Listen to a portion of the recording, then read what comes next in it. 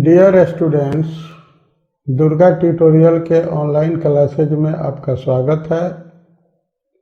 हम आपको पढ़ाने जा रहे हैं 11th क्लास का बायोलॉजी रैपिड प्रिपरेशन कोर्स के अंतर्गत।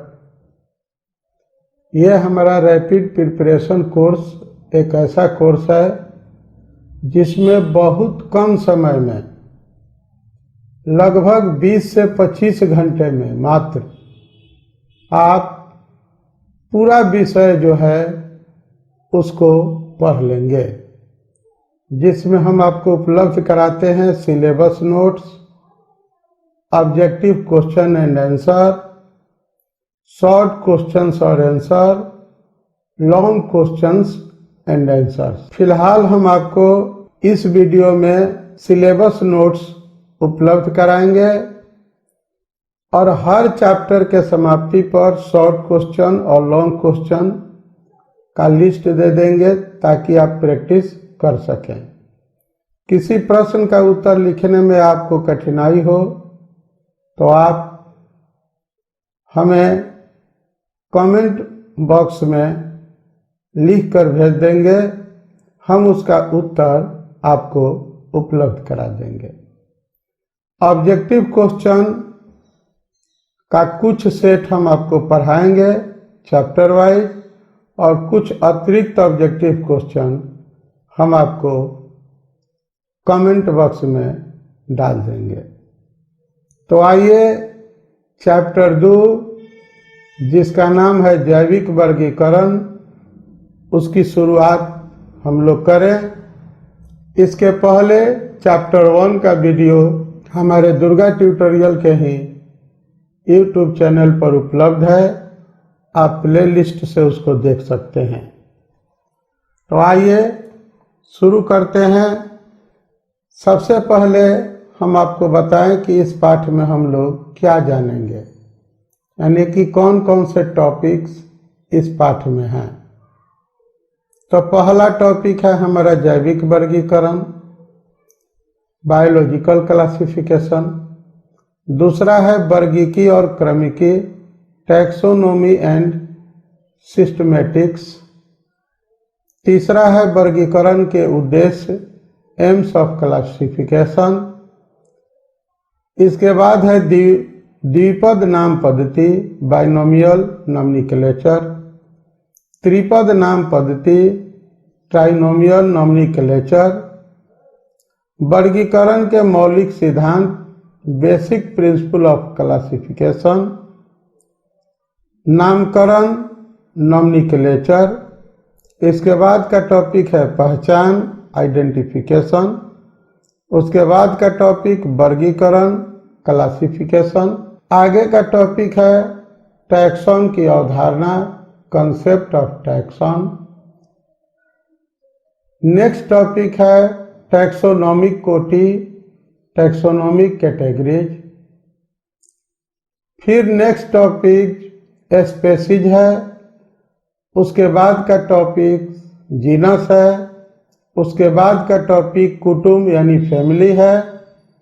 अगला टॉपिक फिर आर्डर होगा। उसके आगे का टॉपिक क्लास होगा। उसके आगे का टॉपिक फाइलम होगा और अंतिम टॉपिक किंगडम होगा। यहाँ पर हम केवल किंगडम का संक्षिप्त परिचय कराएंगे। अगला वीडियो में हम आपको किंगडम डिटेल में पढ़ाएंगे और उसी के साथ यह हमारा चैप्टर वहाँ पर ख़त्म होगा। तो आइए आज के प्रत्येक टॉपिक की शुरुआत करते हैं। सबसे पहले टॉपिक पर विचार करें जिसका नाम है जैविक वर्गीकरण। अभी तक जीवों की लगभग 1.8 मिलियन स्पेसीज का पता लगाया जा चुका है, उनका नामकरण भी किया गया है। हजारों जीव जंतु अभी भी ऐसे हैं जिनकी पहचान नहीं हो सकी है। सभी जीव जंतुओं के नाम, उनके गुण तथा उपयोगिता को याद रखना भी संभव नहीं है। इसके लिए जीव विज्ञानियों ने जीवों की पहचान, नामकरण तथा वर्गीकरण की तकनीक विकसित की। इसी को हम लोग जैविक वर्गीकरण कहते हैं। जीवों को विभिन्न श्रेणियों में बांटने का प्रयास उनके गुणों, जनन स्वभाव, भोज स्वभाव आदि के आधार पर किया गया। चूंकि यह वर्गीकरण जैविक लक्षणों के आधार पर किया गया, इसलिए इसे जैविक वर्गीकरण कहा जाता है। आपसे कोई कहे कि सिर्फ 2 लाइन में हमको जैविक वर्गीकरण बताइए, तो आपका उत्तर होगा कि जीवों के जैविक गुणों के आधार पर किए जाने वाले वर्गीकरण को जैविक वर्गीकरण कहते हैं। उम्मीद है आप इस टॉपिक को समझ लिए होंगे। आगे बढ़ते हैं, अगला टॉपिक लेते हैं, वर्गीकी एवं क्रमिकी। टैक्सोनॉमी शब्द, जो वर्गीकी का अंग्रेजी होता है टैक्सोनॉमी, तो टैक्सोनॉमी शब्द ग्रीक भाषा के 2 शब्दों टैक्सिस, जिसका मतलब होता है वर्गीकरण, और नोमस, जिसका माने होता है प्रिंसिपल, सिद्धांत, ये 2 शब्दों से मिलकर बना होता है। पौधों के वर्गीकरण को पादप वर्गीकी यानी प्लांट टैक्सोनॉमी कहा जाता है। दूसरे शब्दों में जीवों की पहचान, नामकरण और वर्गीकरण को टैक्सोनॉमी कहा जाता है। एक बार और समझें कि जीवों की पहचान, नामकरण और वर्गीकरण को टैक्सोनॉमी कहा जाता है। Taxonomy aims are identifying, naming and classifying organism. जो वैज्ञानिक वर्गीकरण विज्ञान से जुड़े होते हैं, उनको हम लोग टैक्सोनॉमिस्ट के नाम से जानते हैं। आगे बढ़ते हैं, अब बात करते हैं कि वर्गीकरण का उद्देश्य क्या है। यह हमारा एक टॉपिक हुआ, एम्स ऑफ क्लासिफिकेशन। वर्गीकरण का उद्देश्य पौधों की इस विभिन्नता एवं साम्यता को ध्यान में रखते हुए उन्हें समूह में वर्गीकृत करना है, जिससे उनका अध्ययन सुविधापूर्वक किया जा सके। इतना ही नहीं, इन समूहों को इस भांति व्यवस्थित करने का प्रयत्न किया जाता है जिससे उनका जाति वृत्तात्मक अध्ययन हो सके। यानी कि वर्गीकरण का उद्देश्य है माय डियर, अध्ययन को सुविधाजनक बताना। अध्ययन को सुविधाजनक बनाना वर्गीकरण का उद्देश्य होता है। सारे जीवों का अध्ययन हम लोग एक एक करके नहीं कर सकते हैं, इसलिए जीवों को हम लोग एक वर्ग में बांट देते हैं ताकि उस वर्ग के बारे में आप जानकारी प्राप्त करके अंदाजा लगा सके कि अगर कोई जीव उस वर्ग का है तो उसमें इस तरह का लक्षण, गुण हो सकता है। लेते हैं नेक्स्ट टॉपिक, द्विनाम पद्धति, बाइनोमियल नॉमेनक्लेचर। जैसा कि आप देख ही रहे हैं, द्विपद नाम पद्धति है यह, यानी कि इस नाम पद्धति में नॉमेनक्लेचर में 2 नाम, 2 पदों को मिलाकर एक नाम बनाया जाता है। पौधों के वैज्ञानिक नाम हमेशा अंतर्राष्ट्रीय मान्यता प्राप्त नियमों के अनुसार लिखा जाता है। इसका प्रमुख कारण यह है कि स्पेसीज की एक ही नाम होने से उसे विश्व के किसी भी भाग में आसानी से पहचाना जा सकता है। किसी भी पौधे का वैज्ञानिक नाम 2 शब्दों से मिलकर बना होता है। उदाहरण के लिए आलू का वानस्पतिक नाम यानी बोटानिकल नेम सोलैनम ट्यूबेरोसम। इसमें पहला शब्द जो सोलैनम देख रहे हैं, इसको हम लोग जेनेरिक नाम के नाम से भी जानते हैं। सोलेनम के साथ शब्द एक लगा है ट्यूबेरोसम। इसे हम लोग स्पेसिफिक इपिथेट कहते हैं। सबसे पहले द्विपद नाम पद्धति को स्वीडन के वनस्पति विज्ञानी कैरोलस लिनियस ने उपयोग में लाना प्रारंभ किया था। उन्होंने मुख्यतः लैटिन अथवा ग्रीक भाषा के शब्दों का उपयोग किया था। उदाहरण के लिए लैटिन भाषा में मनुष्य को होमो कहते हैं, इसलिए होमो बन गया। इसी प्रकार लैटिन भाषा में फाइकस जीनस फाइकस बन गया। इसी प्रकार बरगद का वानस्पतिक नाम फाइकस बेंगालेसिस है। यहाँ बेंगालेसिस का मतलब है फ्रॉम बंगाल, जहाँ बरगद बहुतायत से पाया जाता है। कुछ पौधों में जेनेरिक तथा सामान्य नाम एक ही होते हैं, जैसे डहलिया को डहलिया कहा जाता है और यूकेलिप्टस को यूकेलिप्टस ही कहा जाता है। आगे बढ़ते हैं। अब त्रिपद नाम पद्धति की बात करते हैं। तो कुछ स्पेसीज को छोटी इकाइयों जैसे वैरायटी में विभक्त किया जाता है। वैरायटी का नाम स्पेसिफिक इपिथेट के बाद में लिखा जाता है। इस प्रकार 3 शब्दों का हो जाता है, जैसे मनुष्य का नाम है होमो सेपियंस यूरोपियस। इसे हम लोग त्रिनाम पद्धति या त्रिपद नामकरण पद्धति भी कहते हैं।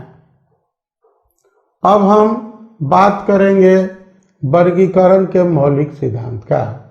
तो प्रत्येक जीव का एक वैज्ञानिक नाम होना आवश्यक है, ताकि विश्व स्तर पर उसे स्वीकार किया जा सके। सभी वैज्ञानिक नामकरण की एक अंतर्राष्ट्रीय नियमावली का अनुसरण करते हैं। एक जीव का एक ही वैज्ञानिक नाम होना पूरे विश्व में उस स्पेसीज को पहचानने में सहायक होता है। किसी भी जीव का कोई वैज्ञानिक नाम देने से पूर्व यह जानना आवश्यक होता है कि कहीं पूर्व में वह नाम किसी अन्य जीव के लिए प्रयुक्त न किया गया हो। अब हम बात करेंगे नामकरण की। तो पौधों का नामकरण वानस्पतिक नामकरण की अंतर्राष्ट्रीय नियमावली के आधार पर किया जाता है। जंतुओं का नामकरण यानी कि जानवर नामकरण की अंतर्राष्ट्रीय नियमावली के आधार पर किया जाता है। नियमावली गलतियों, पुनरावृत्ति, दुविधा तथा द्व्यर्थक नामों के प्रयोग से बचने में मदद करता है। पहचान। तो पहचानने में हम पहले से निर्धारित वर्गीकरण की योजना का उचित स्थान निश्चित करते हैं। इसको हम अंग्रेजी में इस तरह से डिफाइन करते हैं। Identification is the determination of correct name and position of an organism with in A system of classification. यानी कि एक वर्गीकरण की योजना में, एक वर्गीकरण की व्यवस्था में जो किसी जीव का उचित नाम होता है, उचित स्थान होता है, उसका निर्धारण ही आइडेंटिफिकेशन है। आगे बढ़ते हैं और बात करते हैं वर्गीकरण की। यदि जीवों को विभिन्न श्रेणियों में नहीं बांटा जाए तो उनका अध्ययन करना मुश्किल हो जाएगा। श्रेणीबद्ध करने की क्रिया को वर्गीकरण कहते हैं। यानी कि जीवों को श्रेणीबद्ध करने की क्रिया वर्गीकरण कहलाती है। Classification is the grouping of organism. वर्गीकरण क्या है? तो ये ग्रुपिंग ऑफ ऑर्गेनिज्म है, यानी कि जीवों को श्रेणीबद्ध करने की एक प्रक्रिया है।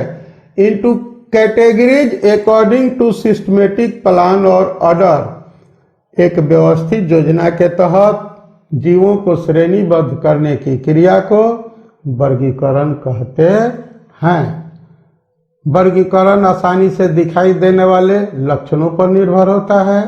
पौधों तथा जंतुओं को विभिन्न श्रेणियों में बांटा गया है, जैसे फाइलम, पौधे में इसे डिवीजन कहा जाता है।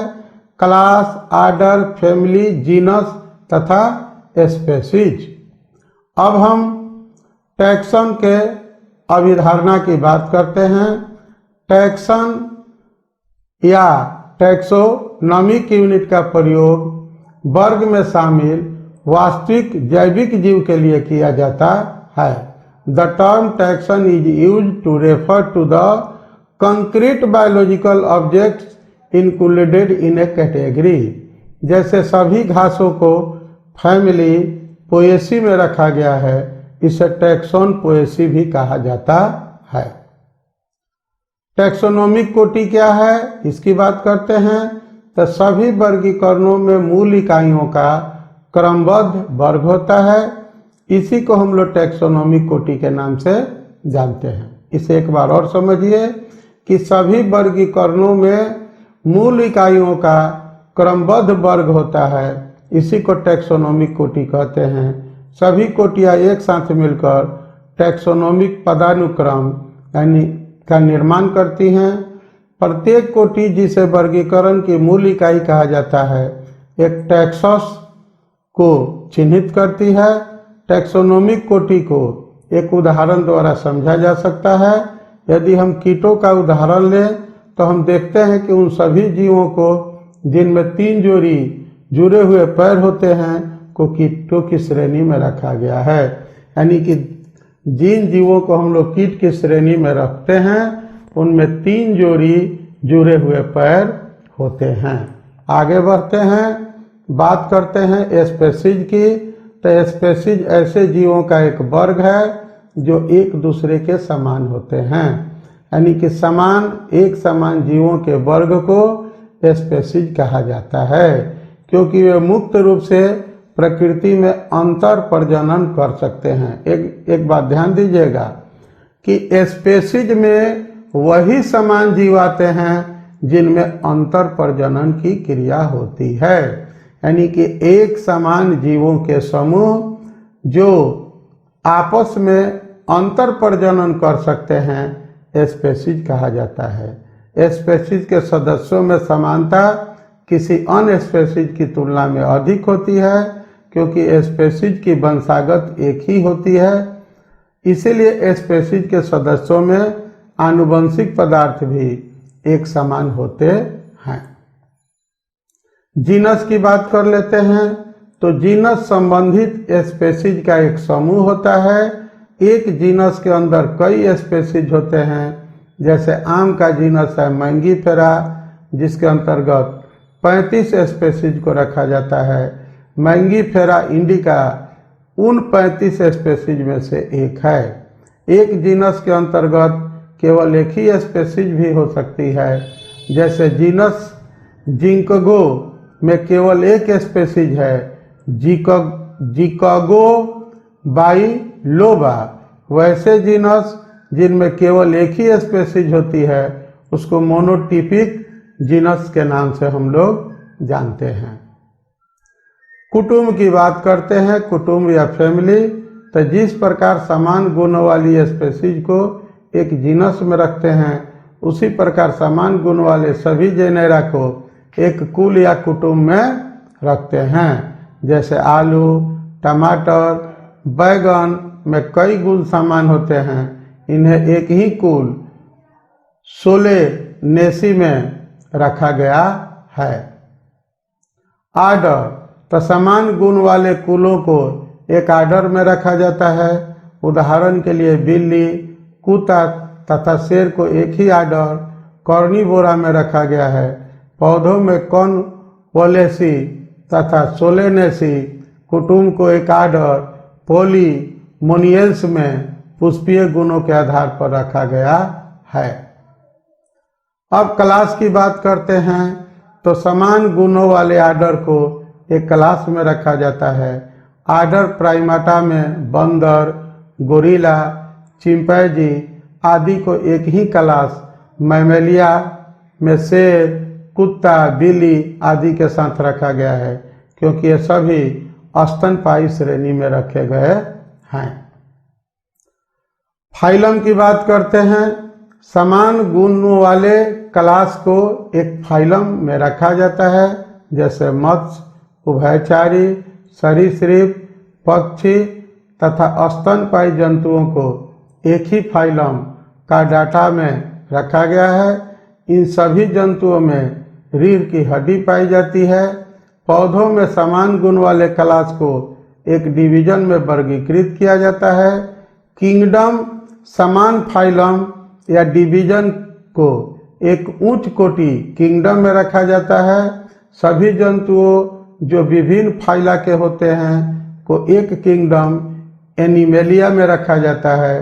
किंगडम प्लांटी में सभी पौधों जैसे शैवाल, बायोफाइटा, टेरिडोफाइटा, जिम्नोस्पर्म, एंजियोस्पर्म को वर्गीकृत किया गया है। बात करते हैं किंगडम की, तो समान फाइलम या डिवीजन को एक उच्च कोटि किंगडम में रखा जाता है। सभी जंतु जो विभिन्न फाइला के होते हैं को एक किंगडम एनिमेलिया में रखा जाता है। किंगडम प्लांटी में सभी पौधों जैसे शैवाल, बायोफाइटा, टेरिडोफाइटा, जिम्नोस्पर्म, एंजियोस्पर्म को वर्गीकृत किया गया है। किंगडम के 5 प्रकार होते हैं। 1969 में विक्टर ने द्विकिंगडम वर्गीकरण के स्थान पर 5 किंगडम वर्गीकरण का प्रस्ताव दिया था।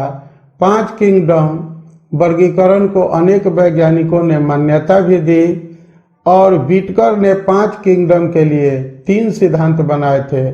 पोषण की विधि, जिसको स्वपोषी कहते हैं या विषम पोषी कहते हैं, प्रोकैरियोटिक या यूकैरियोटिक कोशिका और एक कोशिकीय अथवा बहुकोशिकीय शारीरिक रचना। विक्टर के 5 किंगडम इस प्रकार से हैं: मोनेरा, प्रोटिस्टा, प्लांटी, कवक और एनिमेलिया। अगले लेक्चर में इन 5 किंगडम के बारे में हम आपको विस्तार से बताएंगे और उसी के साथ आपका दूसरा चैप्टर जाकर खत्म होगा। फिर आपके लिए शॉर्ट और लॉन्ग क्वेश्चन का हम लिस्ट देंगे और ऑब्जेक्टिव क्वेश्चन जो है पूरा सिलेबस समाप्त हो जाने के बाद हम आपको ऑब्जेक्टिव क्वेश्चन पढ़ाएंगे। तत्काल कुछ ऑब्जेक्टिव क्वेश्चन हम आपको पढ़ाएंगे हर चैप्टर के समाप्ति के बाद। आज का वीडियो देखने के लिए आपको हमारे तरफ से बहुत बहुत धन्यवाद। आप हमारे साथ जुड़े रहें और मेरा पिछला वीडियो जरूर देखें, क्योंकि 11वीं कक्षा का शुरू का वीडियो है पहले चैप्टर का, ताकि आप पहले ही चैप्टर से अपना जो है पढ़ाई शुरू कर सकें और प्रत्येक चैप्टर का अध्ययन हम आपको अपने YouTube चैनल के माध्यम से कराएंगे। हम आपको एक बार फिर से धन्यवाद देते हैं। Thank you.